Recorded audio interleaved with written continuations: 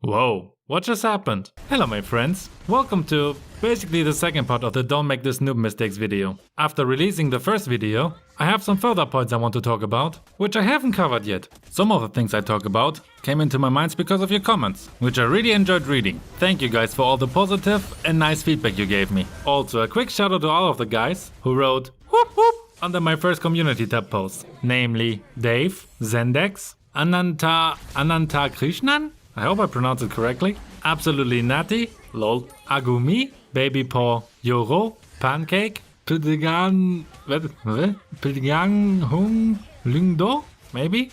Fate Cloud, Leo Levin, and that's all. I like the idea of giving shoutouts to include some of you guys in every video, so if you want a shoutout, just write something nice in the comments. But what would be even better is giving me your feedback on my videos. I still feel like a noob when it comes to making videos, so whenever you realize something, hit me with it. For example, I totally agree with non-exist and Adam Hakai on this one. The not dying part does not really count for tanks and supports. Their job is to support the carries, and as long as they are not totally useless, it's no problem if you die while protecting them and give them the biggest advantage possible. Also, dying when making a good trade is not the worst thing to do as well. For example, if you gank with your team and manage to kill 3 enemies and the only one from your team who is dying is you, it's worth it, most of the time. Your team can take a big advantage out of it, but when you realize that they are not taking this advantage, stick to I'm not dying no matter what. Mistake number 11, not rotating properly.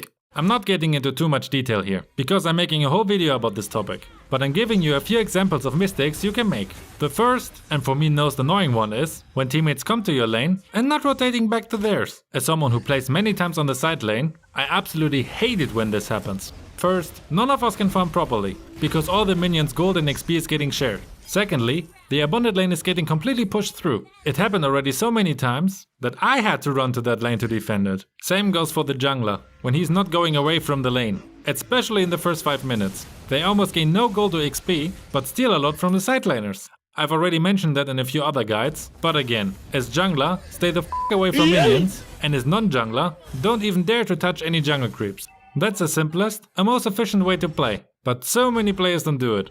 Where I was? I was talking about rotating. Another thing are players who doesn't rotate at all, even when a gank is happening right next to the lane, at the turtle or whatever. They stick on the lane forever, not bothering at all what's going on elsewhere. What brings me directly to mistake number 12, ignoring the minimap. For the people who ask if I know Beto, yes, of course. As an English-speaking person, there's almost no way to not know him when searching for ML guides. Using the minimap correctly was one of the first things I learned from his videos, when I was searching on how to improve my gameplay. When you're able to read the minimap, you know always what you're supposed to do next, but too many people are focused on what's going on in the middle of their screen. For example, before you clear the wave, check the minimap to see what's going on.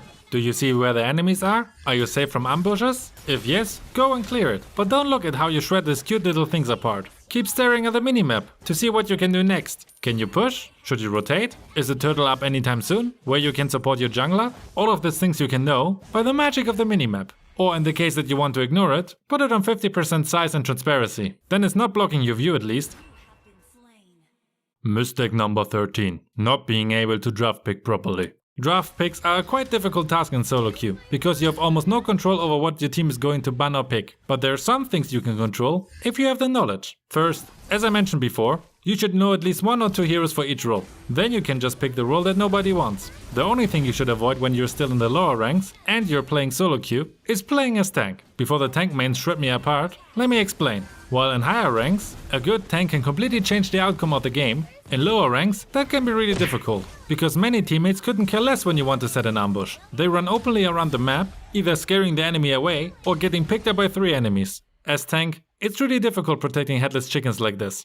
Back to the draft picks. When banning, you should make sure that the counter of your hero is getting banned, because getting counter picked in solo queue will most of the time ruin your game. You will have no support against this counter and basically be useless after getting dominated the first 5 minutes of the game. That's why I would recommend that you know 2 heroes for each role. Then you should be able to adjust to any situation You can also ask your teammates to ban a certain hero, which works surprisingly well for me many times. Another thing is that you should pick meta heroes. The meta is changing quite frequently, but you can get an idea of it when you go to the hero ranking. Choose Legend Plus and check out who's the most popular, who's banned most, and who has the highest win rate. That can give you many information to make the right choice. For example, if you would have banned youre a few months ago, you would get teared apart by your team, and rightfully so. But since the meta is constantly changing, you should always keep an eye on it. To round it up in one sentence, be able to play any role, know the current meta, and ban counters. Mistake number 14. Playing ranking when you're tired as f***.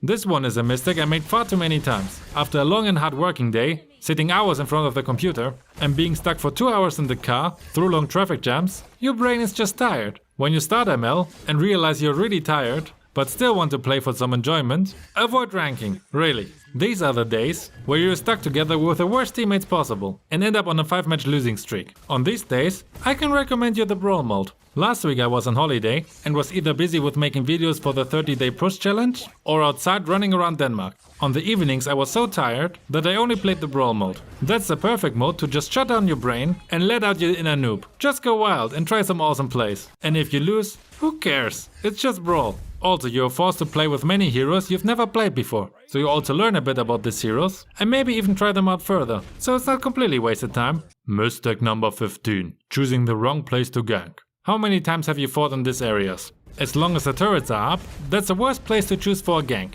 You have no place to retreat, your enemy have most of the time the numbers advantage, and even when not, if the side laners both rotate, your enemy is there before your teammate. This is just not a good place to gank, so don't even try it. And again, when your teammates jump into a 2 vs 5, you can't help them. It's pointless. Maybe try saying nicely that they should fight only together. Sometimes that helps. Sometimes. Now, let me ask you a little question. Your enemy on your lane is running away from you with 10% HP. What would you do now? To anyone who would start to chase now, I can give you mistake number 16. Pointless chasing. Unless you play a hero who is really good at chasing, it's most of the time pointless. Especially in the early and mid game, the respawn times are still so short that chasing enemies is just a big waste of time. While they recall and run back to the lane, you should take an objective. Push your lane, support the jungler at the turtle, rotate, whatever is the best option. So please, don't waste your precious time by chasing enemies, because what will happen most likely then is that you run into another enemy who's happily picking you up. Then you know that you gave away a big advantage and that you get nothing. You lose. Good day, sir. Mistake number 17. Not understanding the purpose of your hero. Although all heroes are categorized into roles, you can even break it down further. I'm giving you an example. Let's compare Yuzong and Badang. Yuzong is a fighter who can sustain a lot due to his regen abilities, so he can be present for a long time in any gank. Can Badang do the same? No, he can't. His purpose is to flank the enemy's backline and take them out before they even realize what is happening to them. You can almost play him like an assassin, waiting for the chance to strike. He can't sustain much when his combo is done, and when multiple enemies are still alive, he's On the other hand, he's super strong at split pushing once he built Golden Staff, which is not the case for Yuzong. So if you want to push non-stop, Badang is by far the better choice. That's just an example of two heroes compared. So when you play a hero, you should definitely know the strengths and weaknesses of this hero. You have to play up the strengths as much as possible to be the most effective. When you play a hero who is supposed to push, that's your job. A few days ago, I've played a game with a Zilong together, who did nothing else than pushing, non-stop. In my beginnings, I would have flamed that dude for not helping in ganks, but instead, I was encouraging him to continue that. With the knowledge that we are outnumbered in all ganks, my wife and I just avoided all open confrontations, and were present on other lanes, so Zilong could just split push. Once the enemy went to him, we were starting to push, or take out the enemies. In the end, we just went for one gank where everyone died, so Zilong could just finish the game. For this game, it was absolutely the perfect strategy to win easily. Another thing you should be aware of is knowing if your hero is an early game or late game hero. If you have an early game hero, your priority should be to finish the game as soon as possible, because you will fall off the cliff once the enemy's late game heroes have their build. On the other hand, as late game hero, you should try to not lose too much ground in the early game until you start to become very useful. You shouldn't risk too many things in the early game, because other heroes are much more stronger than you are. Your time to shine comes later. Mistake number 18. Auto-aiming. I saw that one in the comments as well, and it's so frustrating when I see teammates doing it. Auto-aiming can ruin so many situations. Back in the days when I was playing Badang, I wasn't aiming my ult. So what happened so many times is that the ult just fires into any direction, but not to the enemies that I wanted to attack. That was a mistake that cost me so many matches, because they were game-changing mistakes. So please, learn how to aim your skills. In the beginning, you might feel that you're missing more skills than with auto aiming. But trust me, after some time, you will really improve your aim, and therefore also your gameplay and win rate. Mistake number 19. Playing ranking when your internet hates you. This is one of the most frustrating things that can happen. You're hyped to play, and the internet says no. Although Moonton is trying to fix it, apparently for many players there are still huge problems. Me personally have no lagging issues anymore since an update a couple of months ago. But since I'm playing on the EU server, I don't know how the situation is on other servers. When you see that your ping is crazy again, turn on all graphics as much as you can. This was helping me when I had problems. Also use a network test.